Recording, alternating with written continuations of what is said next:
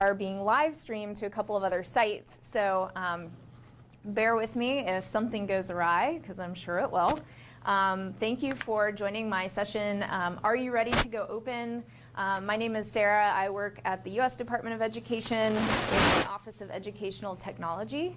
And during this session, I'm really going to give an overview of Go Open, a little bit of the history and where we're going, and also kind of jump into one of our resources called the Launch Packet, which is really for districts that are just getting started or interested in getting started with this process. So a couple of kind of housekeeping things. The handout for this session, those in the room have heard this, those online, if you follow this tiny URL, it will take you to the slide deck, a couple of the resources that I'm highlighting, including our launch packet, and also a place where I'm hoping we can all go on and introduce ourselves. And then one other note, Kate here in the room is monitoring the chat box online. And so she's going to help relay any questions or things like that as we go along. All right, so before we jump into introductions, so first I'm going to do a little bit of an introduction to kind of the work of our office in the Office of Edtech and how Go Open came to be, and then spend most of our time kind of jumping into the Go Open District Launch Packet. All right, so what I want to do is have you all kind of map yourselves on this continuum of where you are. I'm going to try to actually go out to the Padlet. So in the session notes document, it links to this Who's in the Room Padlet. So let's see if we can do this. Kate, can you see my document here? Okay. Great.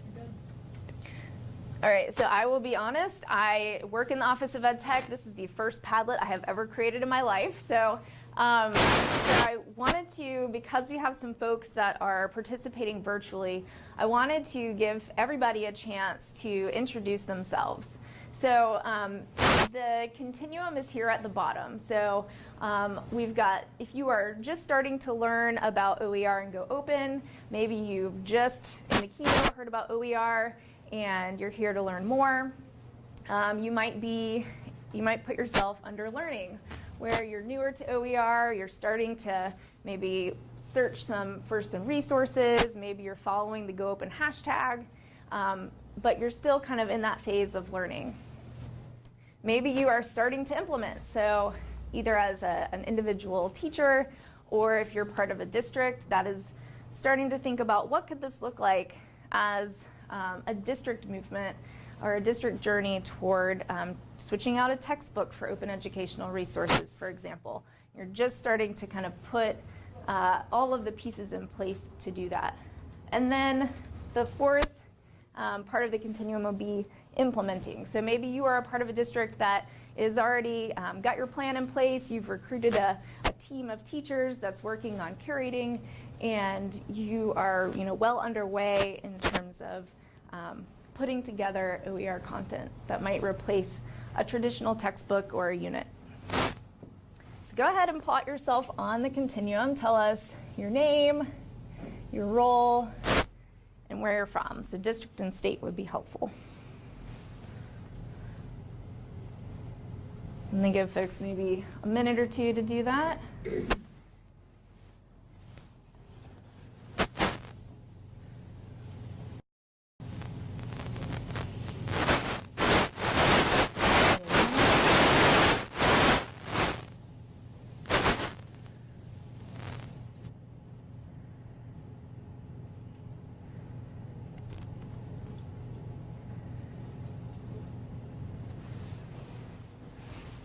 All right, so as folks are adding there, for those of you in the room, you might get to do a little bit more participation. So also those online, you can add into the chat box. If you kind of classified yourself in the learners category, so I would say, in the starting to learn or learning parts of the continuum, I'd be interested to know, what is one reason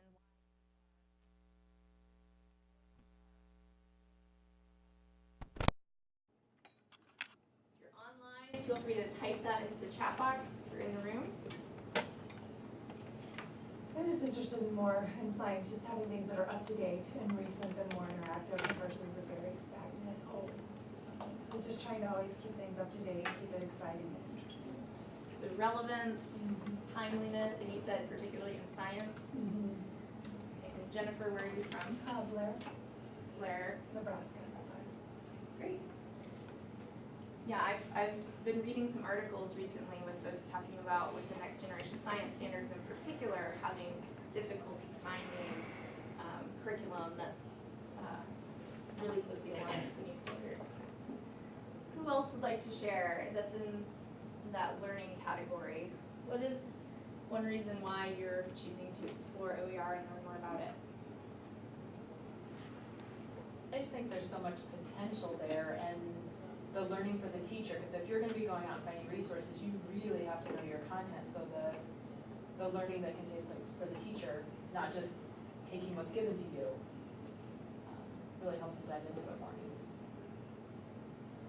Yeah, that's something that we'll talk about as part of the lunch packet.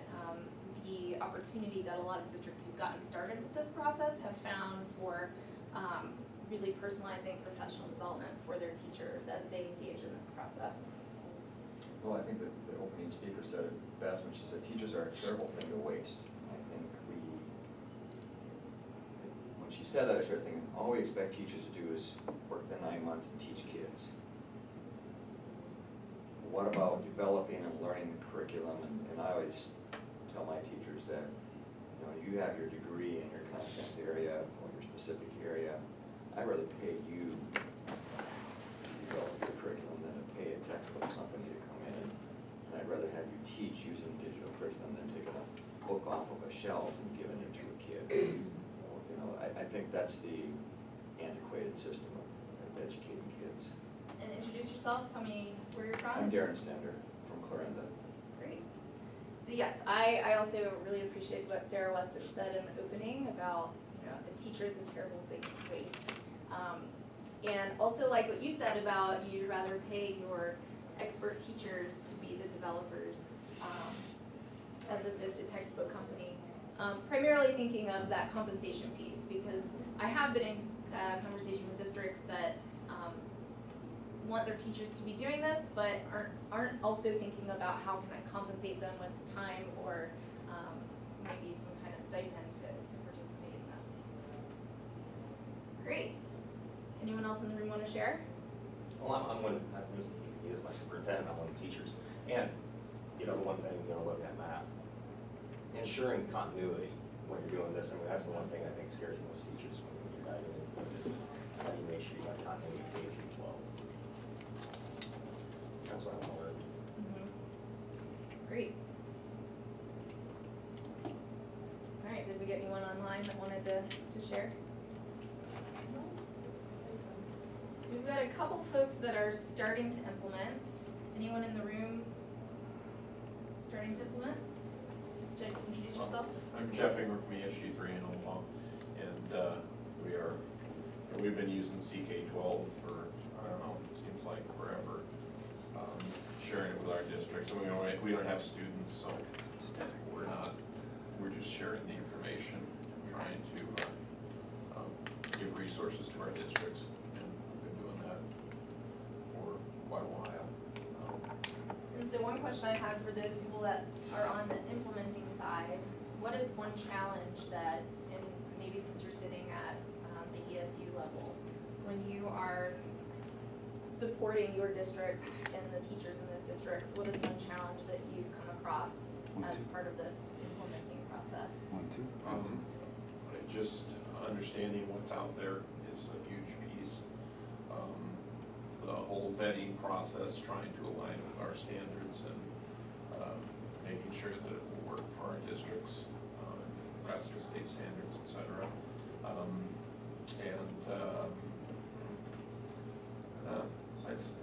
Just time for staff to be able to research it and find what's out there and getting the word around so the administration will support it. So I heard discoverability and then vetting, once you've found resources, having a process in place where resources are being vetted so that you're ensuring they're aligning to the standards that you all are covering. Right. Sorry, I'm doing a slight change. Here. You all hear me okay? Can you hear me now? Can you hear me now? All right, great. No, it's really helpful for me to know who's in the room. I would say one of the greatest parts of the Govind initiative and being part of the Govind network is that you've got folks all along the continuum. And as Sarah Weston was saying in the intro, it is a community of sharers and folks that are willing to pick up the phone and talk about a challenge that another district might be having that they have recently found a solution for. So really taking the time to understand who's in the room and is really important part of this process. I'm going to flip back over to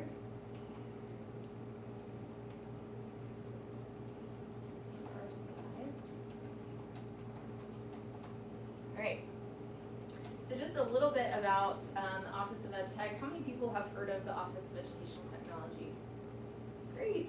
All right. So we are part of the U.S. Department of Education. We sit within the Office of the Secretary, which means it allows us to work across the department from kind of early learners in K-12 all the way up through higher education and adult education. So we really work across all the offices of the department to look at how is technology being used to support teaching and learning. One of the core kind of pieces, one of the core things that our office produces is the National Education Technology Plan. How many people have heard of the NETP, as we like to call it? Great. So there is a link to the National EdTech Plan on the handout. So the National EdTech Plan is something that in the past has been produced every 5 years. When we did the latest update in 2016, we heard from our stakeholders that we should really consider updating the document more frequently because of the pace that technology is changing. So the National EdTech Plan is focused on what technology looks like in K-12 education.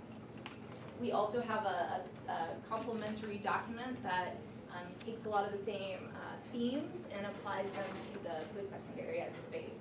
So we also have a higher ed version of this. The National EdTech Plan really focuses on, each chapter kind of focuses on the key components that need to be in place if you are thinking about transitioning to the use of technology in schools.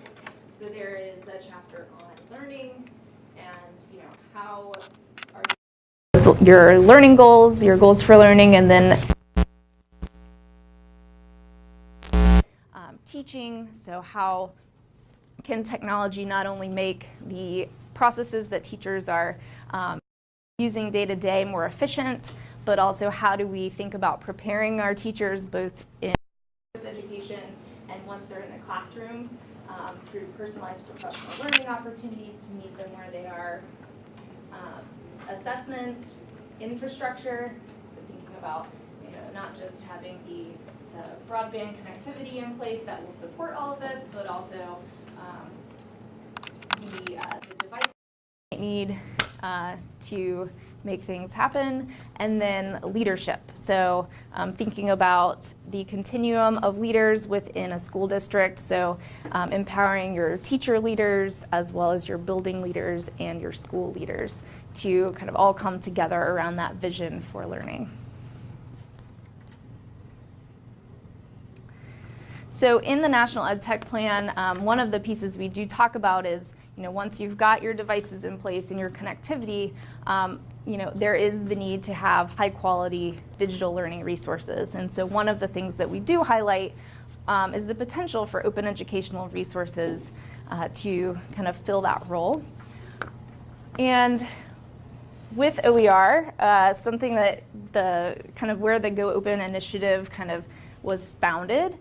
So when we were kind of thinking about this work, we were noticing that the goal for education, so this was like 2015, we were observing that the goal for education was changing. So wasn't necessarily the end goal to graduate with a diploma. We were looking to graduate college and career-ready students. The approach to education was changing. So not so much the focus having the teacher up front of the room, but really thinking about learning environments where you're student-centered and flexible environments where you're really putting students in the driver's seat. The infrastructure is changing. So with the modernization of E-rate in 2014, we have more and more student schools connected to broadband. The price point on devices is coming down, so more and more districts are going one-to-one. So we were noticing all of those things that were changing.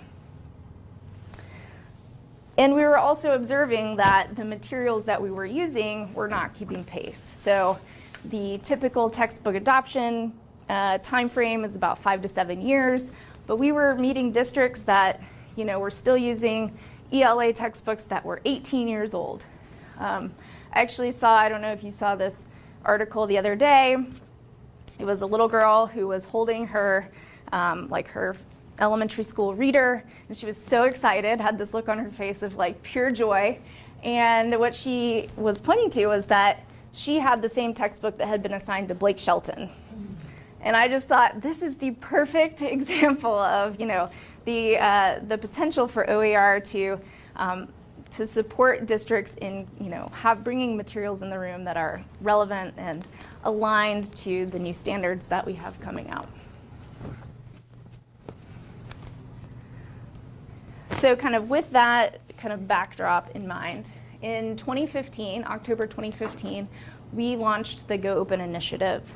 And the network since then has really focused on supporting states and districts that are choosing to transition to open educational resources.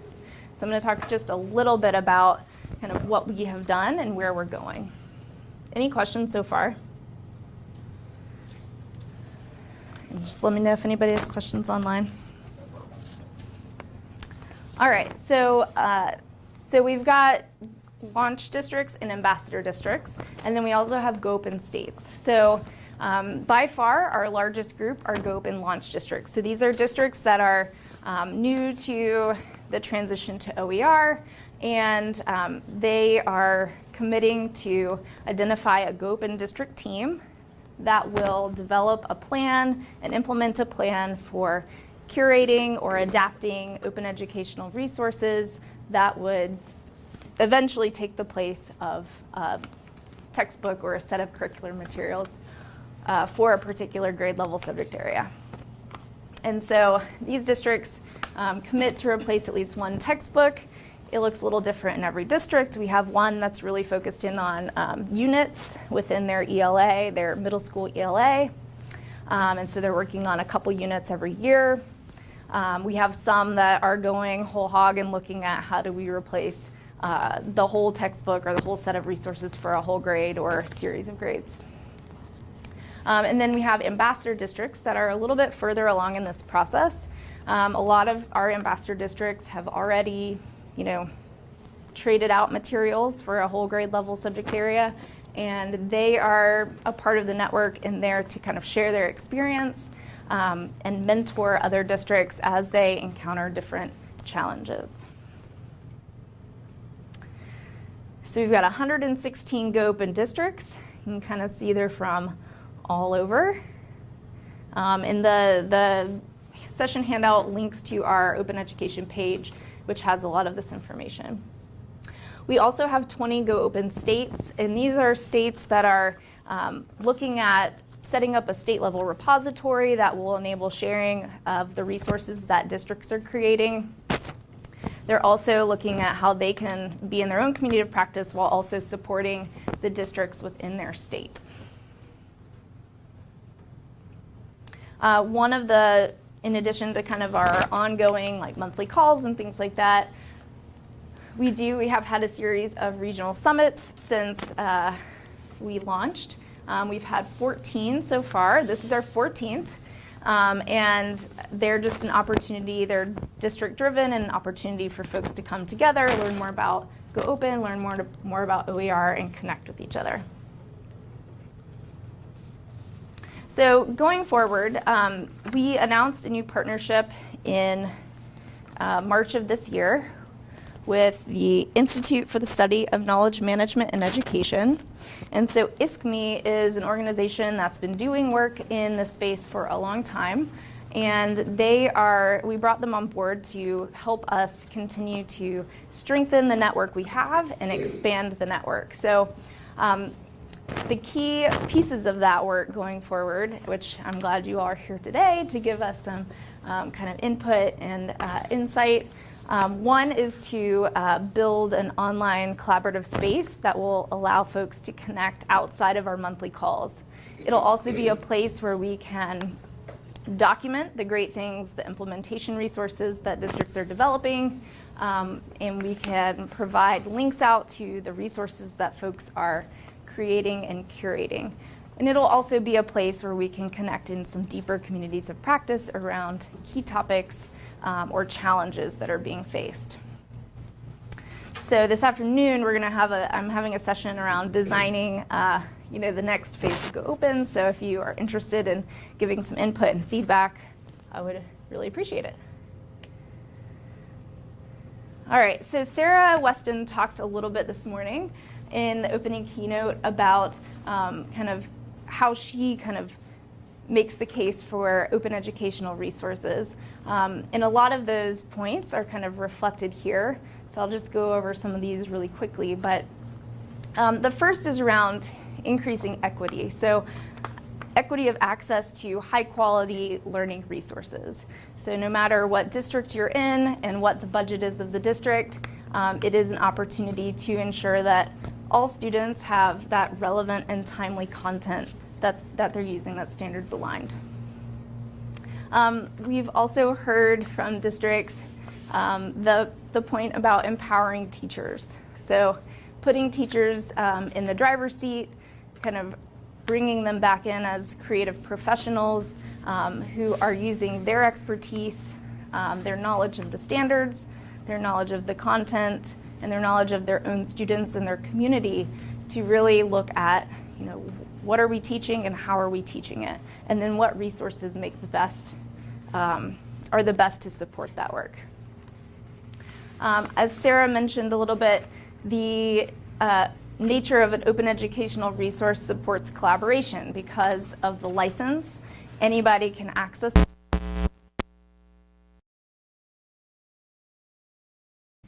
So Sarah did mention what we've seen in districts is that when you're not necessarily spending the money on purchasing a physical textbook, but a lot of districts are then reinvesting, reallocating that money into teacher professional development. In most cases, we've seen some that have supported going one-to-one in their districts. So it allows districts to think about, how to spend that money differently on things that might be of greater need.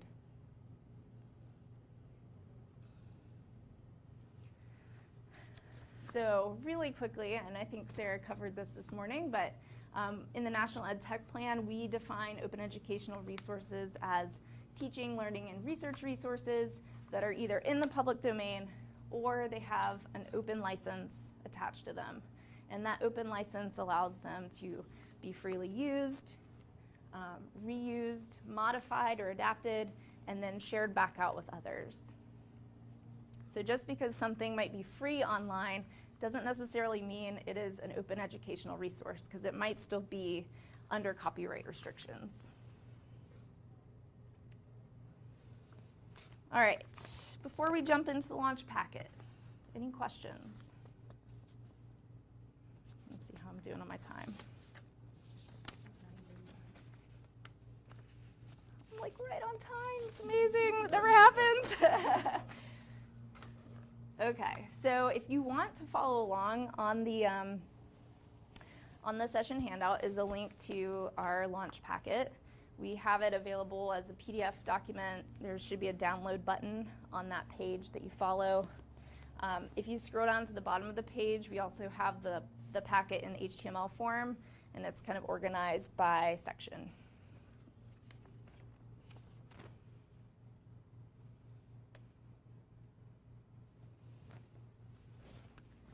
All right.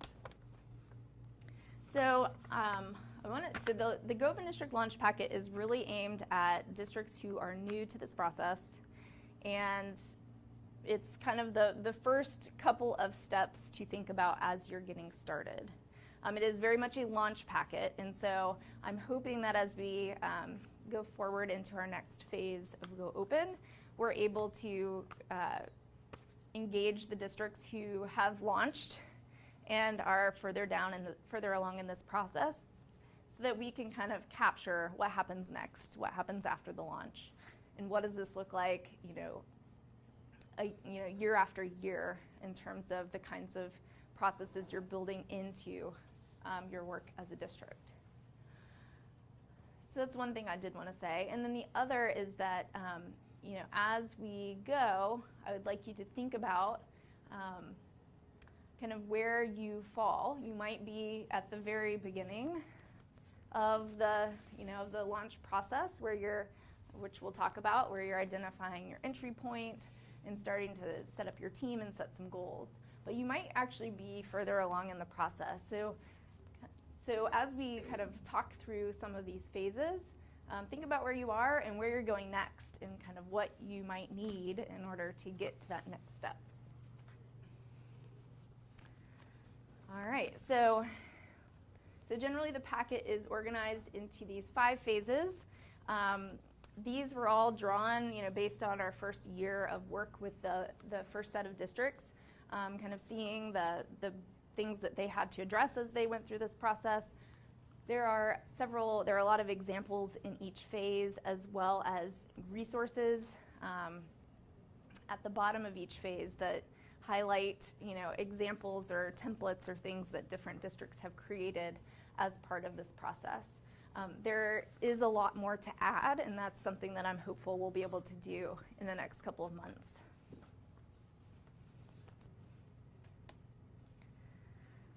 All right, let's get started.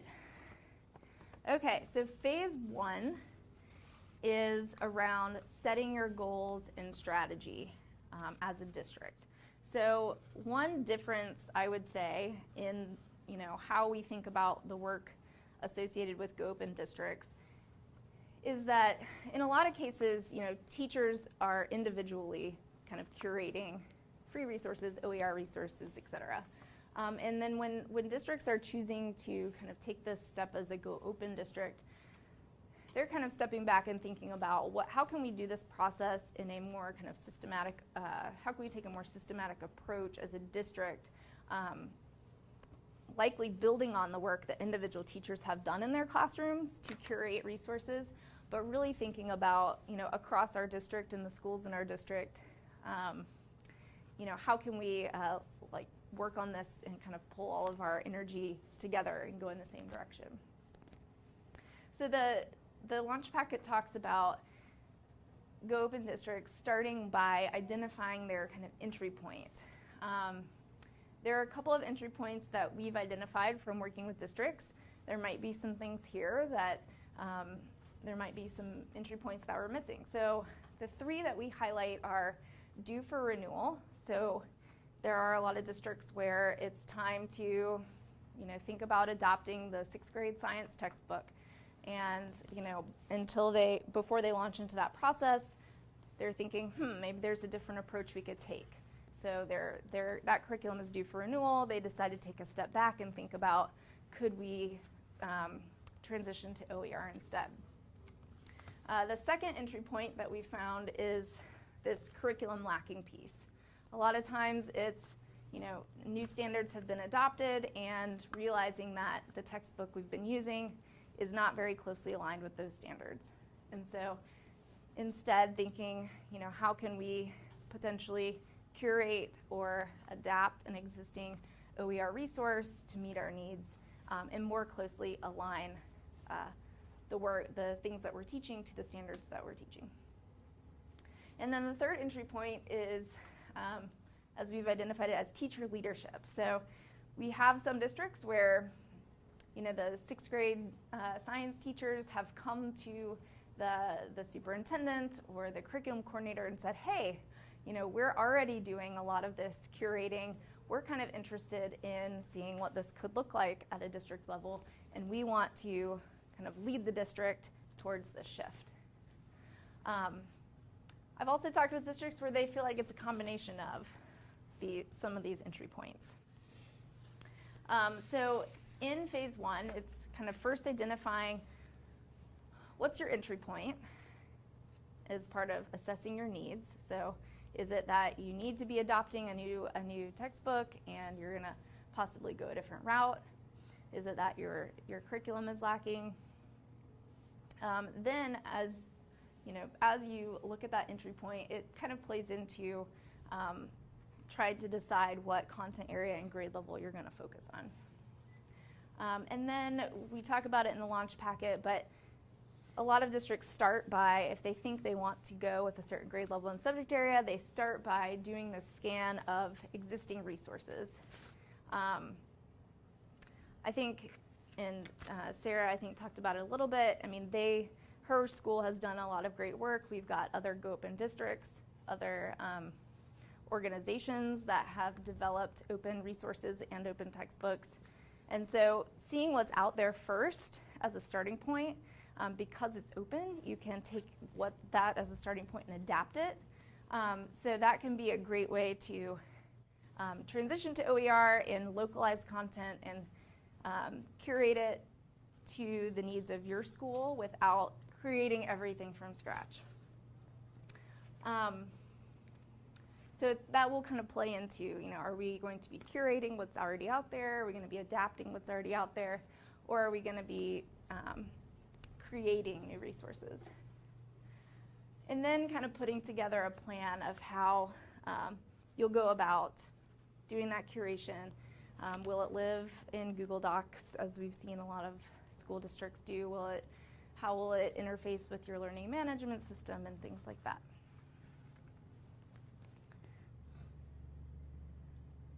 So I wanted to just quickly share this slide. This was from one of our district leaders from California, and he was talking about his district's entry point.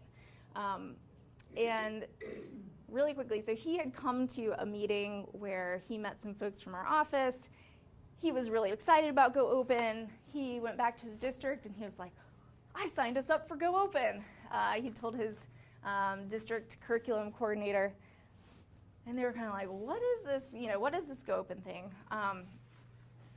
And he could have kind of just said, I signed us up, we're doing it, get on board. But he took a really interesting approach where he first brought in some other districts that had already started down the Go Open path, that were kind of neighboring districts, brought them in to talk with their district leadership and their teachers about what it looked like, what the process was, what all was involved. Then he actually had because they had two grade levels that were up for adoption of new textbooks. So he had the teachers as part of those conversations and then surveyed them to see, is this something that we want to explore further? And they were interested in that. And so kind of simultaneous to the textbook adoption process, so they were doing their traditional process where they're reviewing texts and seeing how closely they aligned with their standards.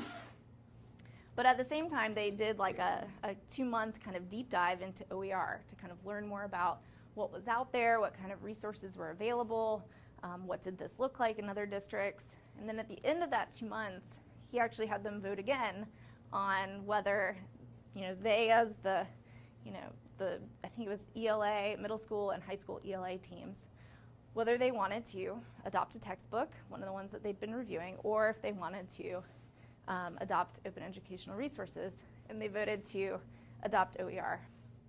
And I really appreciated hearing that story because, rather than strictly kind of taking a top-down approach of, I heard of this great thing, it's going to save us money, it's going to do this, that, and the other, we need to do it. He took the time to also engage and build the bottom-up support for the work.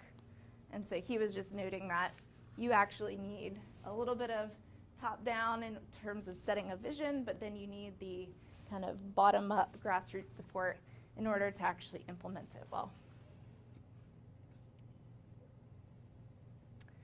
All right, so I wanted to take a couple minutes to have folks in the room and folks online, maybe through the chat box, discuss.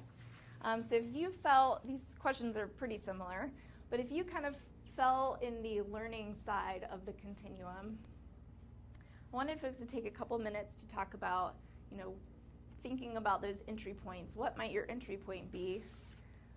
Who might need to get on board, depending on where you sit in your school or your district, and how might you go about doing this? And then if you fell more on the implementer side of the continuum, what was your entry point?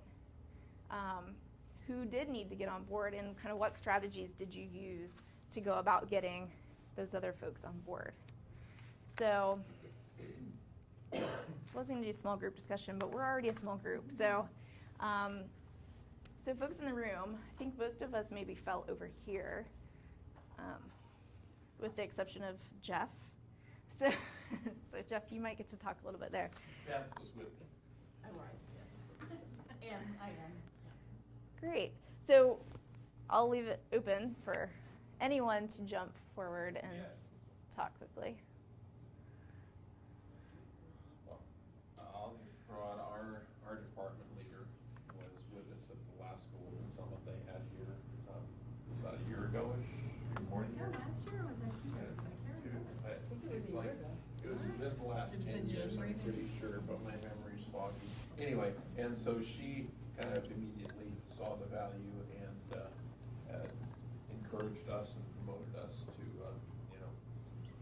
go further than we had been. And so that was getting leadership on board, obviously, was key for us to be given the leash to run with it.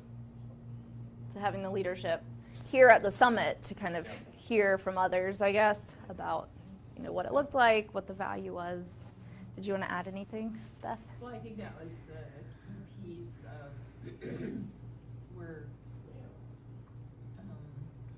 allowing us to go forward. So we were able to, we've created a hub through OER Commons, and our hub is in partnership with our Department of Education for Nebraska. So I think that that is a strong point of what we're trying to accomplish. I think the problem or maybe the struggle, as you alluded to earlier, is always about then getting it to the masses.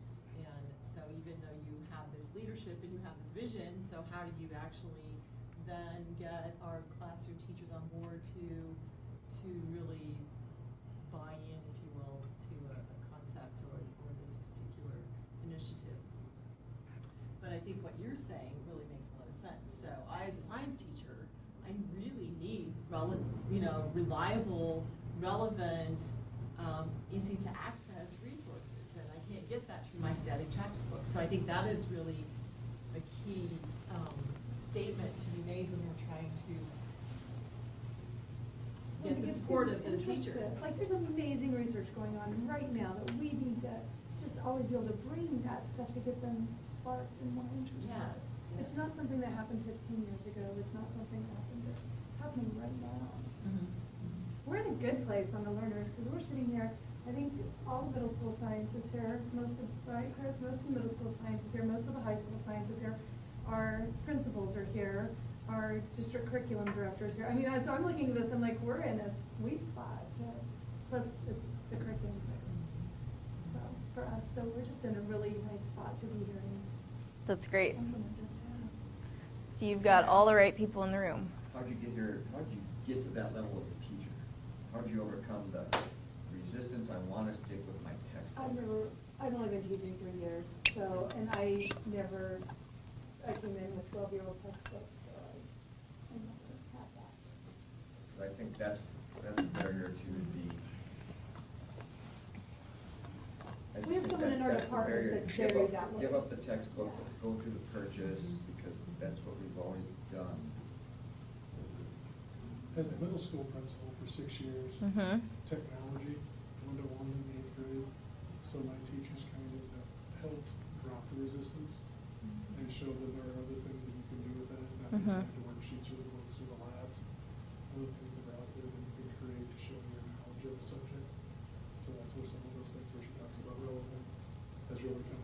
Mhm. my teachers in my building know what to do about the computer technology aspect of it to get on-time resources. So actually already having the technology in place is putting you in a position, you think? One grade. 8th grade for In one whatever grade. reason, I've been blessed or fortunate or unfortunate to be the leader in our district in discussions on one-to-one with 612 in January. All You know, right. and that's an interesting conversation with students when then they come to us at the high school to say, okay, you don't have your iPads anymore, is it Chromebooks now? And to talk to them, what did you like about, like, you know, just to watch them switch and come back, and so I think that's a good resource too, to have those students where they do lose it, to find out what were the advantages and disadvantages.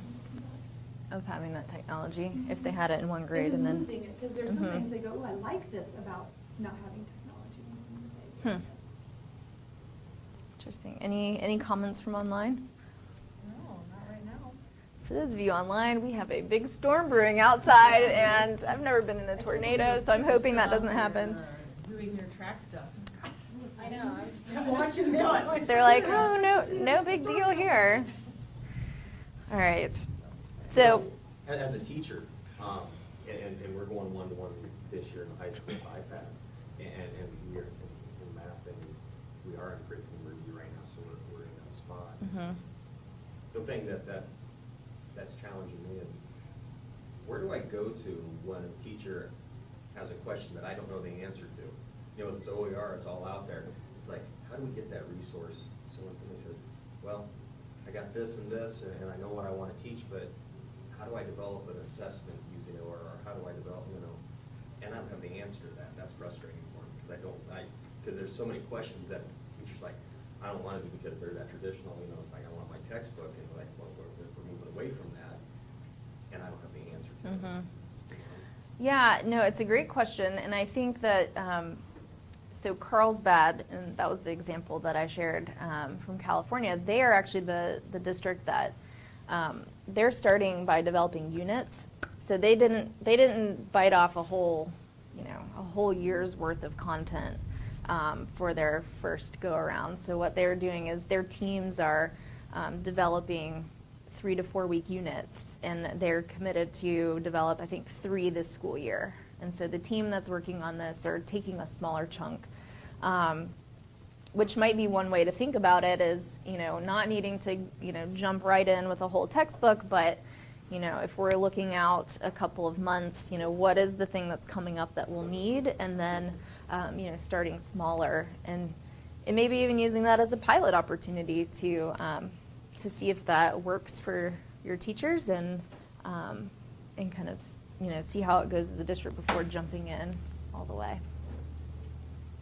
One thing I was thinking of is a district that I've observed, and the teacher, and I don't know if the teacher is using primarily OER, but the teacher is one of 3 teachers that are teaching high school biology and using a project-based learning basis. So, but they're still using the same assessments. So even though she's using some station rotation, some flex kind of blended learning strategies around project-based learning, those students are still using the same assessments that the other students are. So in other words, the team, the PLC team is still developing their common assessments and their unit assessments just like they always have. So I don't know if that, so are you referring to like a textbook that would have, what is that?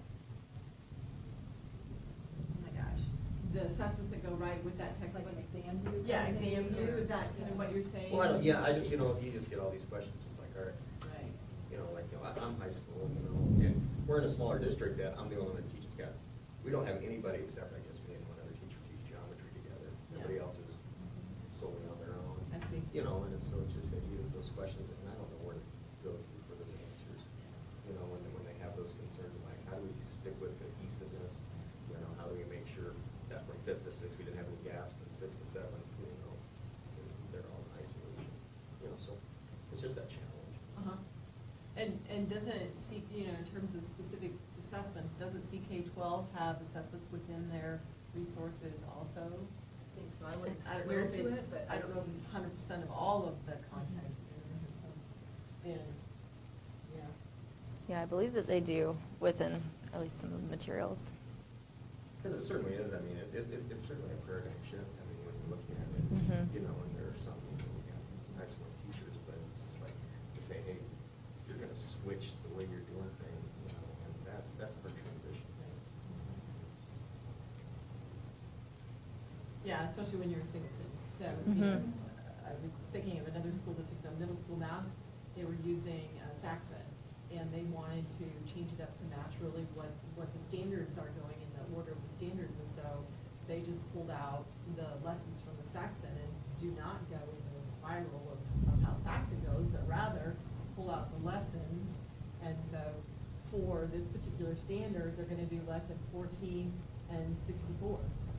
You know, so, but when you're a singleton, it's really hard to take time to do that, but I think Mhm. what you're saying, Sarah, too, makes a lot of sense, is, all right, so if we were to take this unit and your geometry, so I don't know, you know, which unit you could use, and use these resources and then build on that.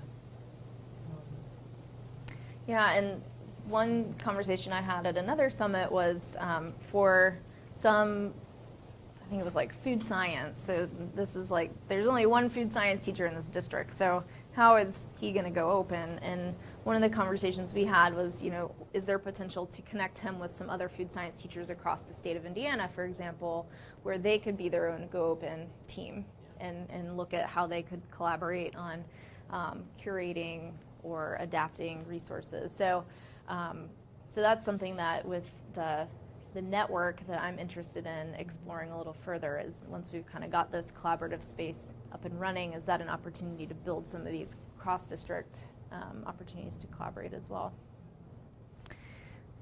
All right, so we've got 2 minutes, which means that I'm basically out of time. But I'll just kind of walk through quickly the other phases, and then the resources online, and you can kind of go and explore, and I'll be around all day so we can also have more conversations. But so phase 2 is around selecting and organizing your team, and the one thing I wanted to point out in the launch packet and also on the handout, there are some examples of districts who, you know, when they launch into this process, you know, take the time to identify the different roles that are on their Go Open District team, what the responsibilities of those roles are, and in a lot of cases, and what we encourage is, you know, thinking about how you will compensate the people who are a part of this team, whether it's giving them certain amount of release days during the school year to come together as a team and work on this. In some cases, there are stipends associated with doing the curation process or doing the vetting of resources. So, so we do have some examples from districts that lay out, you know, how they organized their team, who was involved, and what kind of roles they had.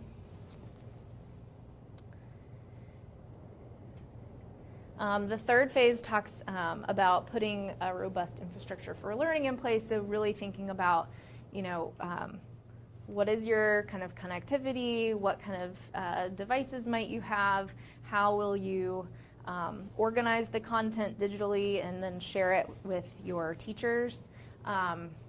One comment I will make is we do have districts that are not one-to-one, and so they are actually printing materials. And Sarah mentioned the Open Up Resources content that was recently released, and you know, so all that content's available for, you know, free and open right now online. Part of their service model is that you can work with them to get that content printed, so you don't have to be one-to-one to go open. And in some cases for districts, this is not phase 3. This is something that's actually driving their shift to OER. Phase 4 talks about vetting of resources and ensuring high quality learning resources. We do link to a couple of different rubrics that districts are using to vet the materials as they are curating. So that's something that you can explore. In a lot of cases, though, districts are basically running their OER materials through the same vetting process that they would use for a traditional textbook purchase. And then phase 5 talks about designing professional learning opportunities. And one of the things that I pulled in here is from, actually from the Carlsbad district, as an example of how before they even got started with curating, they went through this process of identifying their essential learning outcomes and taking kind of a deep dive into their standards to unpack the standards and talk about, as a team, what are our essential standards, how do we want to teach them, and then that all informed their process of curation. So then they were looking for resources that could kind of match up with that. And this is something that we've heard many times over from districts, that they weren't really thinking about how much this would impact kind of the professional learning of their teachers, but that it has proven to be a great opportunity for job-embedded professional development, because a lot of their professional development is shifting to engaging this process of unpacking standards and having conversations as a team about what we're teaching and why.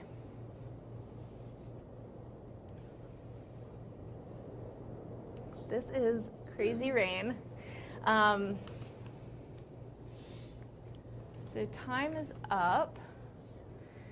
And I guess the one thing I wanted to leave you with, and I will be around all day this afternoon as well, so thinking about kind of where you are right now in this launch process and what your next step is. And then, what do you need to get there? It might look daunting. There might look like there might be roadblocks in the way, but are there things that we can do to support or put you in touch with other districts who have maybe made it a little further in the journey in order to support you in taking that next step?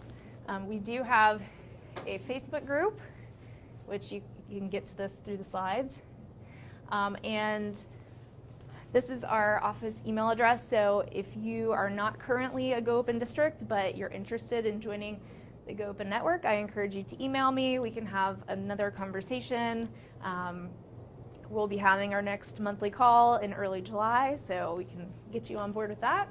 And I really appreciate your time today and would love to follow up with anyone that has any other questions. And I hope we don't have to go to the tornado shelter.